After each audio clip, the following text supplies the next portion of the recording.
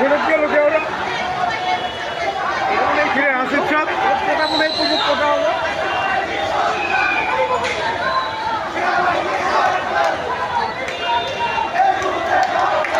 Slogan দেয় এই মুহূর্তে সেনাবাহিনী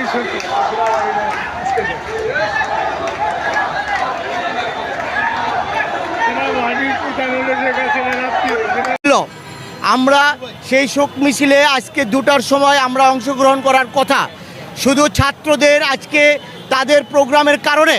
আমরা কিন্তু সেই শোক মিছিল আমরা বন্ধ করেছি এবং আমাদের পার্টি থেকে আমাদের দল থেকে নির্দেশনা এসেছে আমরা যেন পাড়ায় মহল্লায় রাস্তায় যেন ছাত্ররা নির্বিঘ্নে তাদের কর্মসূচি করতে পারে সেই কর্মসূচির পক্ষে আমরা অবস্থান নিয়ে তাদেরকে যেন সুন্দরভাবে তারা আবার বাসায় ফিরতে পারে সেই ব্যবস্থা করার জন্য আমাদেরকে কিন্তু কোনো রকম নেগেটিভ কোনো আচরণ আমাদের দলীয় নেতা কর্মী যেন না করে সেই ব্যাপারে আমাদের ইনস্ট্রাকশন দেওয়া হয়েছে। আমাদের মতামত তো কিছু, আমাদের কেন্দ্র আওয়ামী লীগ জননেত্রী শেখ হাসিনার নির্দেশক্রমে আমরা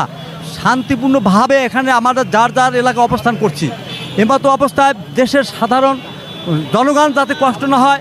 আমাদের ছাত্র সমাজের কষ্ট না হয়, কারো কষ্ট না হয়, সেই জন্য আমরা এখানে যাত্রাবাড়ি চলে আসতে আমাদের পরম শ্রদ্ধ মাননীয় সংসদ সদস্য আমাদের ঢাকা 5-এর মাননীয় সংসদ সদস্য তার নির্দেশক্রমে আমরা এখানে অবস্থান করছি। ছাত্রলীগ, যুবলীগ, শ্রমিক লীগ, কৃষক লীগ, মেয়র লীগ সকল মানুষ শান্তিপূর্ণভাবে অবস্থান করছি।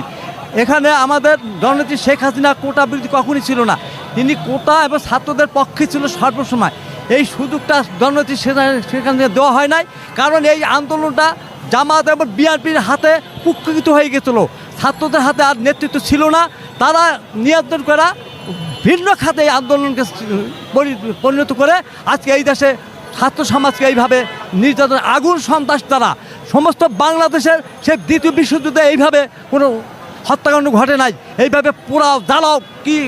অবকাঠামো এইভাবে জ্বালিয়ে দিচ্ছে, গাড়ি ঘোড়া সমস্ত জ্বালিয়ে দিচ্ছে। এটা অত্যন্ত জনগণের কষ্টনীয় ব্যাপার, নিন্দনীয় ব্যাপার।